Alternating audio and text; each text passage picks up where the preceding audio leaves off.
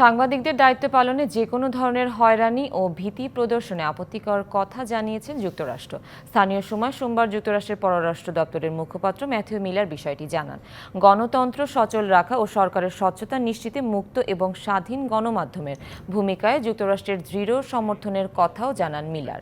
পুলিশের শীর্ষ কর্মকর্তাদের দুর্নীতির অভিযোগ নিয়ে সম্প্রতি প্রতিবেদন প্রকাশ করায় বাংলাদেশ পুলিশ সার্ভিস অ্যাসোসিয়েশন গণমাধ্যমকে সতর্ক করে একটি বিবৃতি দেয়, যেখানে পুলিশ বাহিনী সম্পর্কে কোনো ধরনের প্রতিবেদন প্রকাশের ক্ষেত্রে সতর্কতা অবলম্বন ও সাংবাদিকতার নীতিমালা যথাযথভাবে অনুসরণের অনুরোধ জানানো হয়। এ নিয়ে প্রশ্ন যুক্তরাষ্ট্রের অবস্থান তুলে ধরেন ম্যাথিউ মিলার।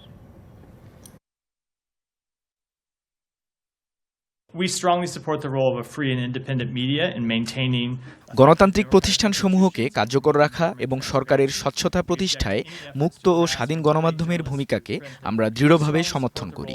সাংবাদিকদের গুরুত্বপূর্ণ কাজ থেকে বিরত রাখতে যে কোনো ধরনের হয়রানি ও ভীতি প্রদর্শনে আমাদের আপত্তি রয়েছে।